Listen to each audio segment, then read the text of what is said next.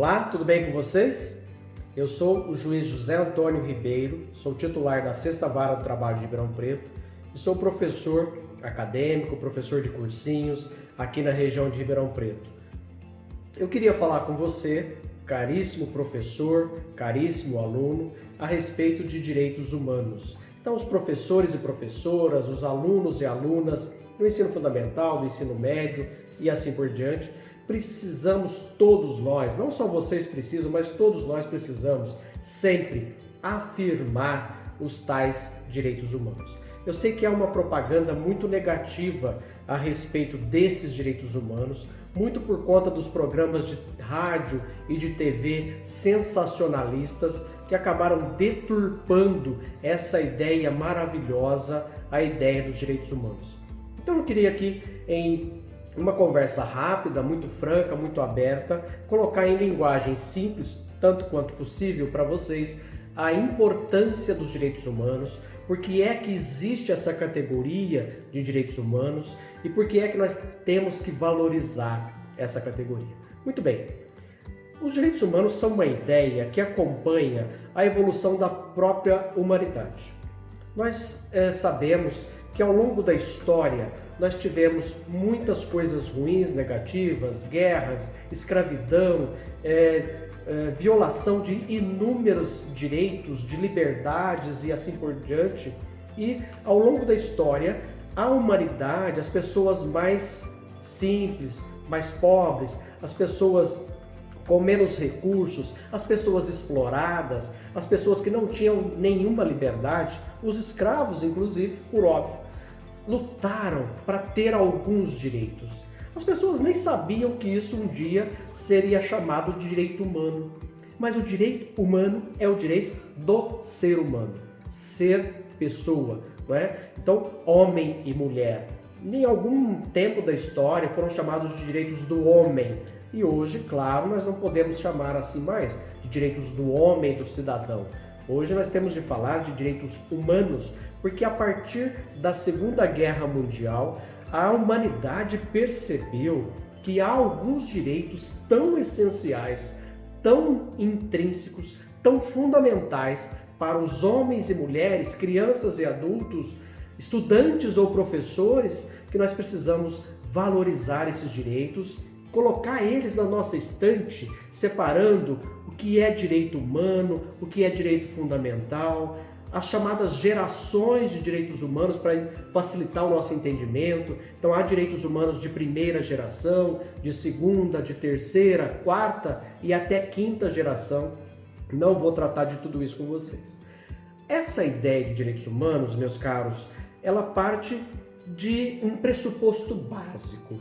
Aquilo que um grande filósofo alemão chamado Immanuel Kant, repito, Immanuel Kant, ainda lá no século 17, 18, ele disse que, na verdade, há direitos tão importantes, tão imprescindíveis para o ser humano, que eles precisam ser assegurados, precisam ser afirmados sempre para que as pessoas tenham esses direitos. São direitos que, portanto, dão uma certa conformidade àquilo que hoje nós chamamos de dignidade humana. Naquela época ainda não havia muito uso dessa expressão. Hoje ela é tão importante que ela está no artigo 1º da nossa Constituição Federal, da Constituição do nosso país. Então, o princípio básico de todo o sistema jurídico, de todo o funcionamento da sociedade, nas escolas, no trabalho e em todos os lugares, é a dignidade da pessoa humana. O que é isso?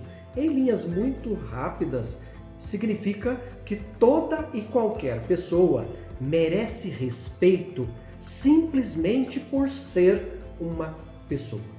Olha que linda essa ideia.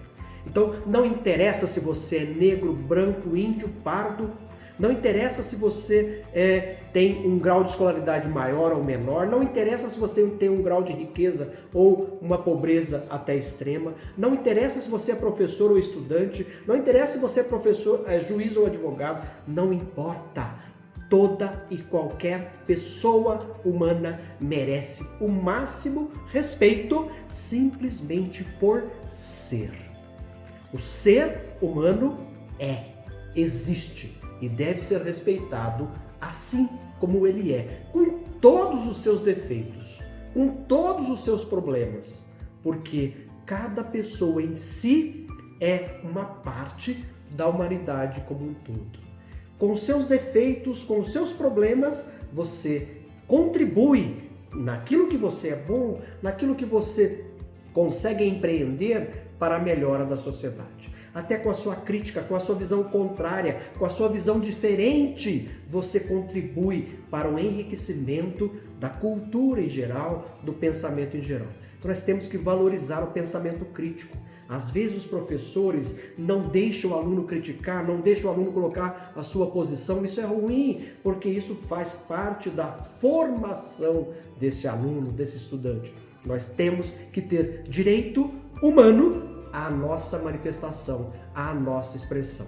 Legal? Então a ideia de Kant é tão bonita que eu quero ler para vocês. Eu me permito pegar um livrinho meu e ler para vocês. O postulado ético de Immanuel Kant está no princípio de toda a explanação sobre os direitos humanos, no momento em que aquele filósofo enunciou que o homem não pode ser empregado como um meio para a realização de um fim, pois o homem ou a pessoa humana é um fim em si mesmo. Haja vista que, apesar do caráter profano de cada indivíduo, ele é sagrado, porquanto na sua pessoa pulsa a humanidade. Em cada um de vocês, caríssimos alunos e alunas, em cada um de vocês, caríssimos professores e professoras, pulsa a humanidade. A humanidade só pulsa, só continua existindo porque há inúmeros bilhões de seres humanos e isso é extremamente importante para o progresso do mundo como um todo. Aquele filósofo disse que a pessoa tem dignidade e não um preço como as coisas. A humanidade como espécie e cada ser humano em sua individualidade é propriamente insubstituível, não tem equivalente, não pode ser trocado por coisa alguma. Essa é a ideia mágica de direitos humanos. As coisas têm preço, o ser humano tem valor. Nós temos um valor único, imprescindível, inigualável, todos e cada um de nós, todos e cada um de vocês. Para entender a importância desses direitos humanos, que fica assim um pouco abstrato, a gente então vai para as categorias, gerações, dimensões de direitos humanos, porque aí vocês vão ver que esses direitos estão aí, junto com vocês. Esses direitos estão na sua vida, ou deveriam estar na sua vida. O direito humano mais básico de todos, obviamente, então, é o direito à vida. Mas nessas gerações de direitos humanos, nós temos a primeira geração, a segunda geração e a terceira geração para facilitar a nossa ideia e categorizar esses direitos e a gente perceber a sua importância. Então, olha, só o fato de você estar vivo já é algo espetacular, não é isso? Então, o direito à vida é um direito sagrado, um direito muito, muito, muito importante. O maior de todos os direitos. Você acorda todo dia, olha no espelho, dá aquele sorriso e diz, eu estou vivo. Você fala bom dia para o seu pai, para a sua mãe, para o seu professor e você mostra vivacidade, vida, manifesta vida na sua alegria, no seu estudo, no seu aprendizado, no seu ensino. É preciso valorizar a vida em cada um desses pequenos gestos, porque a vida é algo extremamente abstrato. Ela se manifesta no nosso gesto, na nossa fala, na nossa ação e assim por diante. Já viram aquele rapaz que acorda todo acabrunhado, que acorda tristinho, que acorda chateado, que acorda bravo, né? A vida fica um pouco sem graça quando acontece isso. E por isso, então, a gente precisa valorizar a nossa vida, tentando ser cada dia melhores, aprendendo cada dia algo mais. Nós associamos essas gerações de direitos humanos com a Revolução Francesa. E aí fica mais fácil da gente entender. Lá na Revolução Francesa, quiseram acabar e vocês já estudaram tão bem isso, quiseram acabar com a opressão do Estado, do rei, do absolutismo, quiseram afirmar direitos em face do governo, do ente público, do Estado, por assim dizer. E por isso, então, afirmaram direitos de liberdade, de igualdade e de fraternidade. Mas a conquista desses direitos, categorizados em cada uma dessas facetas da liberdade, da igualdade e da fraternidade ou solidariedade, levou um certo tempo. Os direitos de liberdade foram conquistados um pouco antes. Depois vieram os direitos de solidariedade. E agora estamos construindo os direitos de fraternidade ou de solidariedade. Então vocês vão perceber agora nessas gerações que esses direitos estão na nossa vida, no nosso dia a dia. Que são direitos humanos na prática, então? São os direitos de liberdade, de igualdade e de fraternidade. Quais são esses direitos de liberdade? O direito de liberdade mais importante, afirmado primeiramente no curso da história, foi o direito de crença. Você tem o direito de acreditar no seu Deus, você tem o direito de ter a sua religião, de professar a sua religião, a sua fé, e o outro tem que te respeitar. E você tem que respeitar o outro. Eu sei quantas mortes, quantas vinganças, quantas coisas bobas em nome de Deus e em nome da igreja e assim por diante. Não é essa a ideia.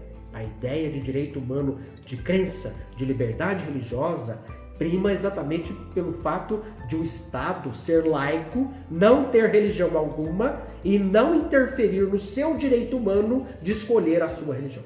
Você quer ser católico, evangélico, espírita, candomblé, o que você quiser, você tem direito de ter a sua religião africana. Por quê?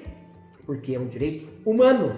Olha para vocês verem a essência e a beleza dos direitos humanos. Parte daí. A partir da liberdade de crença, a liberdade de pensamento, de expressão. Uma coisa é eu ter liberdade de pensamento, de pensar o que eu quiser. Mais importante ainda, talvez, a liberdade de expressão. Eu tenho o direito de expressar, de dizer, de falar para as pessoas o que eu penso, o que eu quero, aquilo que eu acho a respeito de uma determinada maneira. Por isso que a escola deve ser um espaço onde o professor estimula o aluno a pensar, a refletir, a ter inclusive um pensamento crítico para ele se formar bem, para ele ter a oportunidade de ser alguém com importância maior nesse mundo em que vivemos. Então, o professor não pode querer que só aquilo que ele acha é que é o certo, porque existem tantas teorias para tudo nessa vida. O aluno, então, tem que ter esse direito de pensar. E quando vocês forem adultos, vocês vão ter o direito de pensar, de manifestar o seu pensamento, claro que com responsabilidade.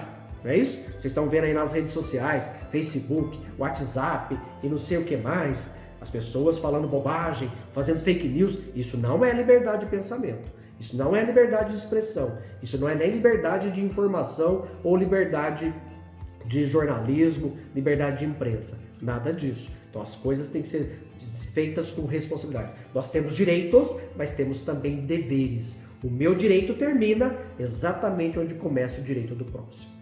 Então eu tenho o direito de me expressar, mas o meu próximo também tem o direito de se expressar. E por isso, liberdades geram respeito à liberdade do outro. Além disso, liberdade de locomoção. Então eu tenho o direito de ir e vir, de ir para onde eu quiser. Claro, precisa de dinheiro para poder ir. Não é tão simples. Vai querer ir para os Estados Unidos? Não dá para ir para os Estados Unidos assim, né? Então tem que ter umas regras, tem um monte de coisa que, de certa forma, agride um pouco a liberdade de locomoção. A liberdade de trabalho.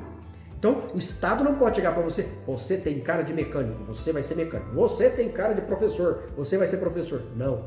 A liberdade de trabalho dá a todos nós a liberdade de escolher o meu trabalho. Eu quero exercer essa profissão, eu quero me formar nisso ou naquilo. Sei que o pai vai lá e fala, filho, seja advogado, filho, seja médico, isso é outra coisa. Vocês têm a liberdade de escolher o seu trabalho, a sua profissão. E depois disso, dessas liberdades todas, vieram os chamados direitos de segunda geração, que só foram afirmados, na verdade, lá no século XX, no século passado. Então foram muitas lutas, muitas greves, muitas lutas dos trabalhadores, sobretudo, para que esses direitos fossem assegurados. Hoje as pessoas não dão importância aos direitos do trabalho, mas os direitos do trabalho e os direitos sociais são tão importantes quanto os de liberdade. O que os trabalhadores perceberam lá no final do século XIX? Essas liberdades são muito abstratas, porque se eu não tiver igualdade de oportunidades, isso aí não vira nada. Então, para ter realmente uma liberdade de trabalho, eu preciso ter alguma renda mínima, eu preciso ter um estudo, eu preciso ter uma educação básica de qualidade. E aí então vem os direitos sociais, que são condição para a realização dos outros direitos. O direito ao trabalho, o direito fabuloso, você tem direito de trabalhar. O Estado tem que te dar condições de trabalho. Eu sei, temos crises econômicas, é complicado, não é fácil, mas todas as pessoas teriam que ter direito a trabalhar para ter a sua renda, manter-se a si próprio, manter a sua família e de progredir no trabalho e de receber os direitos trabalhistas. Os direitos do trabalho, aviso prévio, férias, 13º, horas extras, estão ligados ao direito de igualdade, ao direito ao trabalho. Direito à saúde. O que adianta você ter tanto direito se você não tiver saúde para poder exercer esses direitos? Por isso o Estado tem que te dar uma saúde de qualidade para que você consiga, em igualdade de condições, lutar pelo seu espaço. Não só saúde, educação. E aí estamos na escola. Vocês são alunos e alunas, professores e professoras. Talvez o direito mais básico, mais elementar de todos, seja o direito à educação. Porque é esse direito que abre os nossos olhos, é esse direito que abre a nossa cabeça, é esse direito que nos possibilita pensar em tudo isso, aprender tudo isso. O direito à educação é o direito mais fundamental de todos, porque é ele que te permite progredir, é ele que te permite ser melhor. Eu venho de família muito simples, muito humilde. Eu andava 6 quilômetros a pé quando eu era criança para poder estudar na escola primária. E eu estudei, eu ralei, eu levei a sério e hoje eu estou aqui. Eu sou um juiz do trabalho, sou um professor.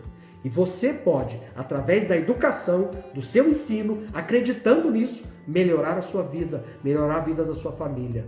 É somente pela educação que o pobre consegue algo melhor na sua vida.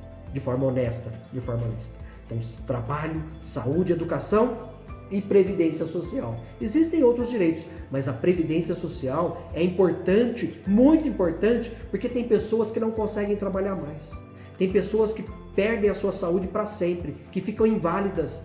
Tem pessoas que morrem e deixam crianças que não têm como subsistir.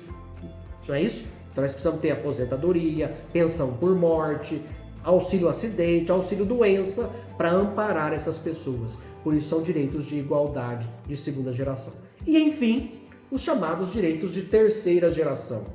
A Segunda Guerra Mundial mostrou para a humanidade que a gente precisa ter esses direitos e muito bem afirmados. A gente precisa lutar por esses direitos. E por isso então surgiu o direito à paz. O direito à paz é um direito tão importante, porque em estado de guerra nada disso funciona. O direito ao desenvolvimento. Os países têm direito ao desenvolvimento e as pessoas têm direito ao autodesenvolvimento. Você tem direito ao desenvolvimento. O direito à informação, o direito a participar da democracia, o direito ao meio ambiente. E aí eu fecho a minha fala com vocês. O direito ao meio ambiente equilibrado, um desenvolvimento sustentável, é tudo muito importante na nossa vida, na vida de vocês e na minha vida. Temos que lutar por um meio ambiente de qualidade, por saúde de qualidade, por educação de qualidade, porque isso é a base de tudo. E aí sim, nós teremos condições de dizer que os direitos humanos são para todos e deveriam ser para todos. Cabe a mim, cabe a você, professor e professora, aluno e aluno, lutar para que esses direitos humanos sejam para todos. Muito obrigado e um grande abraço.